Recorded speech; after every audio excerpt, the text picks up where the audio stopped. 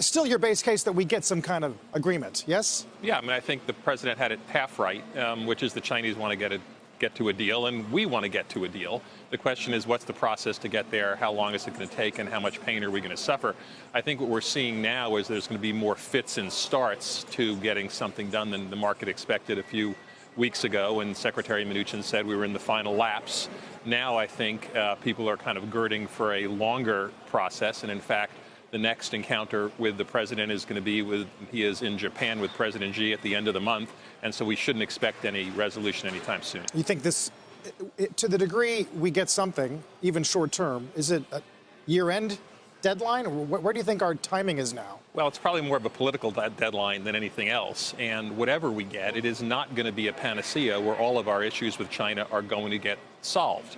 And so the question is, do we get something done that both sides can point to as a successful outcome? But my view is this is going to be a long-term process and something that this administration and future administrations are going to have to deal with for the ongoing. So it's not unthinkable to you that it doesn't happen by the election? Well, it is, as I said, it's highly unlikely. I do think we get to a deal because what the president said is the Chinese want it and we want it. The fact is, as you know, the New York Federal Reserve said it's going to start to cost households approximately $830 a year. It's going to impact growth. And the stock market, which the president looks at quite carefully, is down 5% for the month. Steve, how do you think about the economic impact when you hear people like Stefan say this is going to be a prolonged fight and it could go well beyond this administration?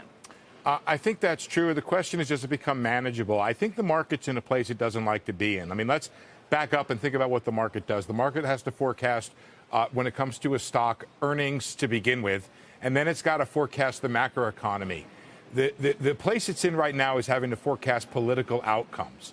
And I think Stefan starts to make an interesting argument there when we talk about what does a victory even look like? What does a deal look like? I think what's happening now is the market is becoming inured to this idea that there's going to be a prolonged trade fight.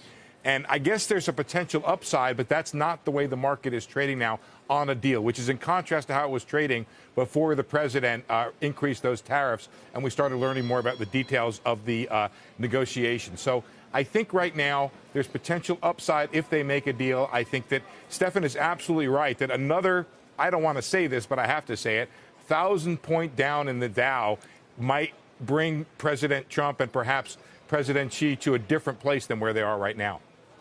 And it's not just the tariffs, David, right? I mean, it's also the pressure on their technology companies, adding Huawei to the entity list, almost putting ZTE out of business. And what's interesting is tactically, are these things that the administration is doing to be tough, to theoretically get to a better deal, actually working in cross purposes? Because one might argue this would embolden the hardliners in China to say, you see, that's why we need to be able to do this stuff ourselves and not be dependent on the West and dependent on the United States. That's exactly what some of the state propagandists are arguing now, is that we were thinking one way prior to the final lapse, and now the hawks have taken over. Right. So is this a nuanced, clever negotiation? Risk, isn't it, Stefan? I mean, and that's a risk that's become much more heightened, I would think. Things seem as though they're going to get worse before they get better, and you have this risk that they spill over into really bad. And tactically, what are we handling this optimally? And one might say, and I think the business community is reasonably in agreement, that we needed to deal with these issues with China,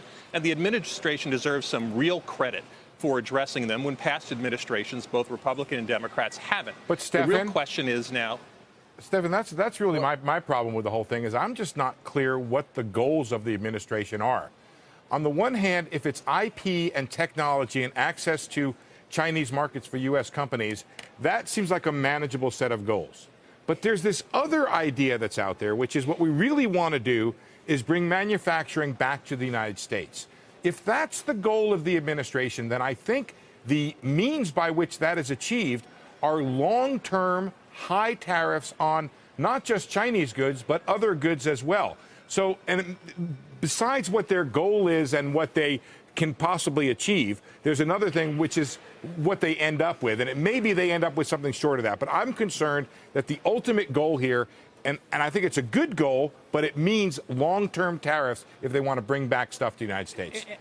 And Steve, the issue is the goals that the administration is setting out, like reducing our bilateral trade deficit, is really not on that list and not relevant to the issues that U.S. companies and Western companies are facing. So if they can deal with intellectual property, protecting intellectual property and counterfeiting, if they can give us some increased market access, and if they can begin to scale back state support of Chinese businesses, we will have accomplished a lot. The notion that they're going to fundamentally change their economic system anytime soon, Carl, whether it's before or after the election, is a zero. No, but those are all big asks. Those are all what you're talking about as what American business would like, Stefan, are all big asks of the Chinese. Which is why it was never going to happen in the 90 days that the president ultimately set out. And we have this tension, right, which is the quicker we try to get a deal done, the less substantive a deal will actually be, and the less impactful over the long term it's going to be for the economy. Although, Steve, I never like to quote polls, but the tariffs are not leaning the president's way. Monmouth this week, tariffs good 32, bad 37. Free trade deals good 51. That's up from 24 3 years ago. I mean, you get the picture. Well, I actually have a different picture, Carl, which is tomorrow we have our All-America survey coming out, and we asked a lot of Chinese questions, or a lot of questions about China, and it pretty much comports with what you're hearing there, which is that tariffs are not polling well, and it's very interesting to see that China is not the enemy that the president makes it out to be. And I think that's something that we'll see to the extent to which that kind of internal political dynamic here in the United States ultimately drives policy. And those polls are only going to get worse, because the fact is that businesses are attuned to these issues now because it affects their supply chains and affects their future planning and investment. The consumer hasn't seen it yet, really. And when the consumer starts to see it, those polls are even going to get worse. So what are you hearing from, to the extent you speak to CEOs these days, and perhaps are even giving them advice on this? What is their stance here? Are they pulling back? Do they have less confidence? Are they not willing to make a decision? Look, I think there is heightened levels of uncertainty. And as a result, uncertainty is the enemy of capital formation and investment.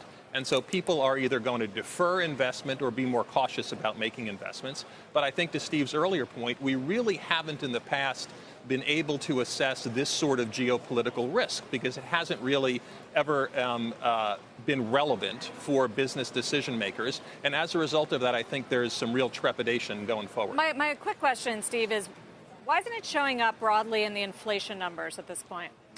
A couple things. I don't know if you saw one of the large retailers talked about this. And what they said is when they had a good whose price went up because of tariffs, they spread that price increase over a series of goods. I think what you probably find is that the inflation from the tariffs exists in a couple places. In the first order, it exists in the counterfactual. In other words, what would be happening to prices if you didn't have the tariffs in place? The second thing is you do have some pressure on margins and profits, both from the producer's angle and for the importer's angle. And the second thing is this new round of tariffs, the round of tariffs that economists have said matters a whole lot, has not been in place for a whole lot of time now. So we'll have to wait and see. But it's a bit like, you know how you can't create or destroy matter? If you raise prices, it's going to be someplace. It just doesn't go away. And prices, Sarah, take time to adjust, especially in the retail world.